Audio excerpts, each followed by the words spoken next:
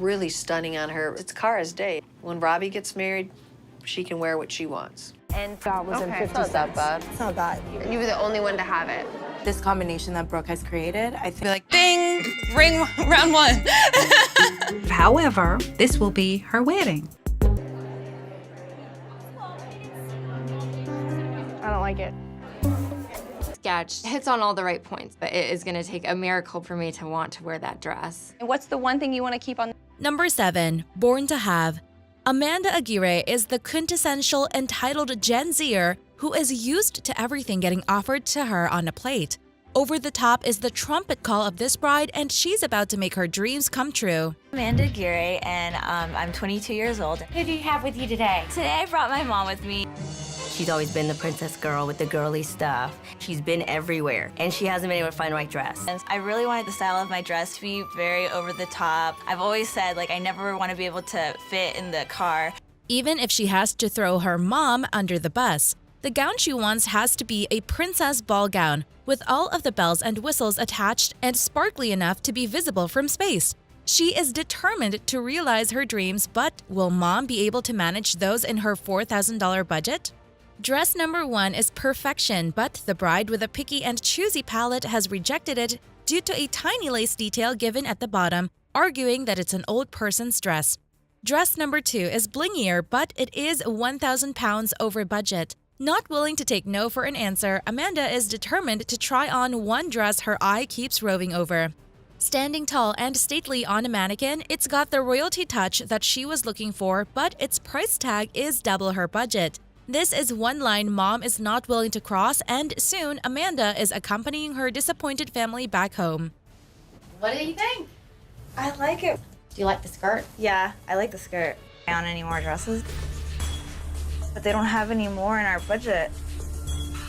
Don't try it anymore then. Lauren Carter from Perry, Georgia has arrived at Kleinfeld for her first dress fitting. And not a moment too soon, she's experiencing a most dreaded fitting room disaster, having trouble getting into her dress and finally achieving success barely. Disaster averted, and she's getting married to the love of her life 3 weeks later. Number 6, Red Dress Blues. Kara Kyo is fixated on making her wedding memorable through the red color of her wedding dress. She is set on getting her way, but not if mom-in-law Robbie has anything to say about it. Never seen that before. That's a no, Robbie? That's a definite no. Everybody would be focused on the red dress. So we've got to pull another wow dress. And For color, this is in the price point. which one are you gonna start with? Start with a normal one so my mother-in-law doesn't die. It's a showdown between Real Housewives of Orange County Kara and Mom Gianna against Robbie. It's a sticky situation in which dress number 1 has been rejected right off the bat by Kara. Not sweet and angelic. You know? Okay. I think it's Like a traditional wedding. Robbie likes a little bit of bling in her cowboy belt. Kara's not about bling. And one for the dance. There's one bling one that she actually likes. Which one was it, Cara? Fired beating. We have a lot in the room right now. So let's kind of get Dress number 2 is a glamorous creation, but its skirt is a bit too tight, with no room for movement.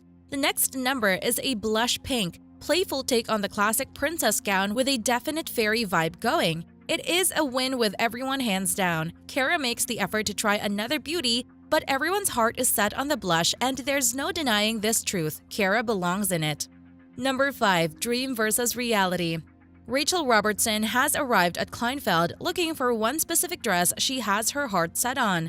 Though how it will look on her body is anybody's guess, and the person looking after her needs is the Wonder Woman Christiane. Christiana. My name is Rachel Robertson, and I'm from Phoenix, Arizona. I brought my dad, Rick. I've been to one salon in Phoenix. This is the Ann Barge dress I like. I love it. I know exactly. You do, you?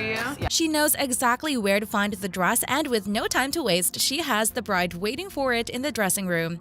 The Ann Barge is a classic fitting flare that sits on her body perfectly well, but to sister Courtney, it has failed to meet the expectations set on it.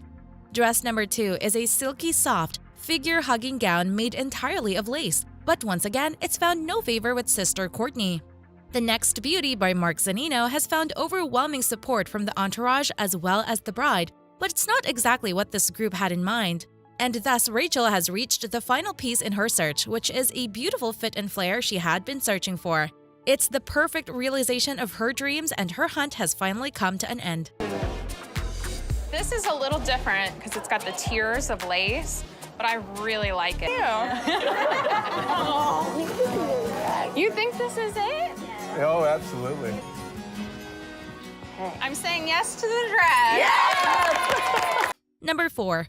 Brooke Goslin wants what nobody else has. She wants to set her reputation in stone as a fashionista bride and wants to do it by going where no one else has gone before. And another one of my bridesmaids, Allison. They are some of my dearest friends, and in my opinion, I want to feel like a princess. I want everybody to be like, wow, when I'm walking down the aisle. She's a little picky. Feel comfortable in.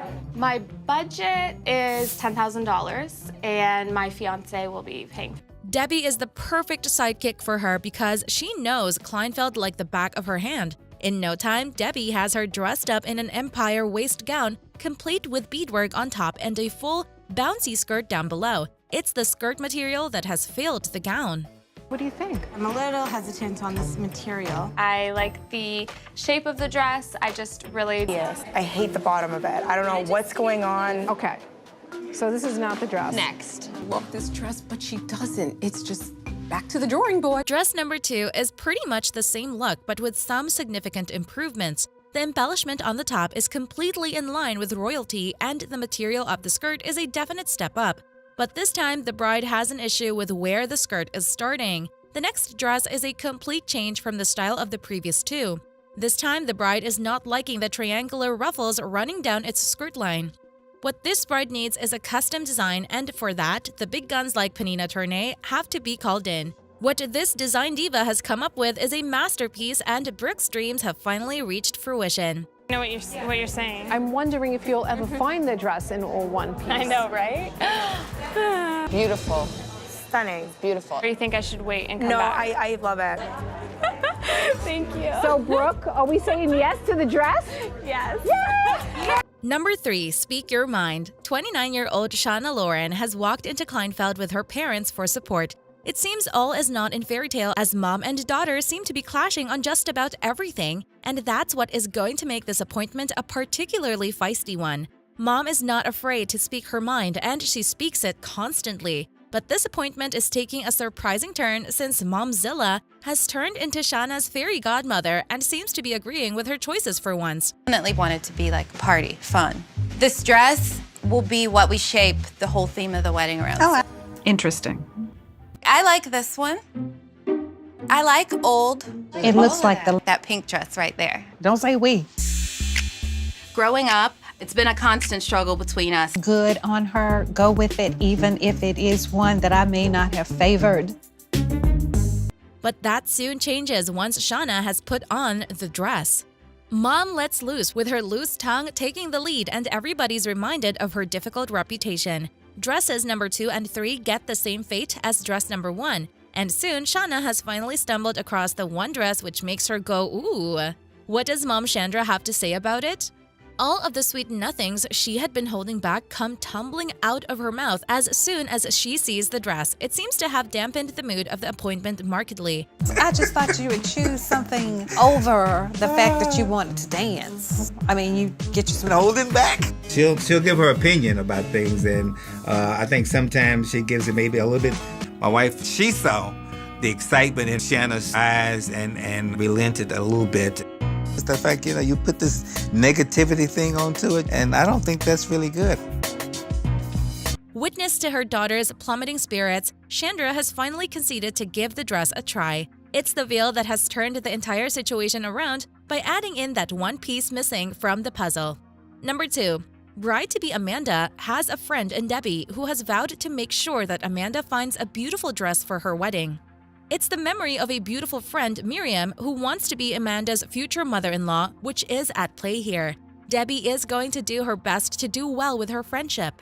What you looking for? I'm looking for a wow dress. I want something glitzy. I want glamorous. I want Any price point that you would feel comfortable with? around 7,000. Yeah. Okay, so I'm gonna get you some dresses and we're gonna have a good time today. Okay? Give me a hug, because I love you.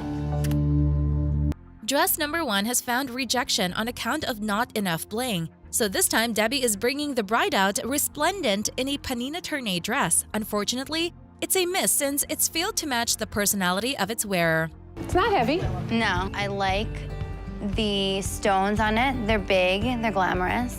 Yeah, I don't like that. I don't like that. How do you feel? I feel good. It's very different. Definitely a different feeling. Yeah, more serious for my personality. It's a nice dress. I think it's beautiful. But it's not just the other two. Yeah. Dress after dress has been rejected, but Debbie has one more card up her sleeve, which is an Eve of My Lady dress. It is absolute perfection, even though it is eons apart from what this bride had in mind. This dress has won the day. Number 1, something borrowed. Amy from Denver, Colorado has only one request for designers Kelly and Sam. The dress has to tie in with her black tie wedding, and this is certainly not what Mom's cowboy wedding dress is going to be. So it's going straight on the burning pyre. I would literally take this one and like burn it. Tell us how you really feel. You know, it's a classic. It lasts that long. Not a classic. It is not a classic. But with a few... Budget. My budget is $3,000, but if you can find me the perfect gown, I'll go a little bit more. Except for one plot twist. This bride will have to choose which dress she will be wearing down the aisle. Amy has chosen dress number 3 as her final choice for her gown. Let's see what Kelly comes up with using her magic scissors. What Kelly has come up with is a masterpiece, which is a reinvention of Mama's cowboy bridal dress in a beautiful modern classic cut. Use your mom's lace appliques to give you a skinny spaghetti strap with a scoop super low back. That's what I want. I'm gonna take all these appliques off of mom's dress. Bad Oh sleeves for you. my goodness, go Kelly. The brilliance It's better has already. begun. Amy is between a rock and a hard plate. She has finally found a way out of her dilemma, and it seems that she's going to keep her mother's heart by wearing her dress reincarnation down the aisle. That's all we have for you folks. Join us next time.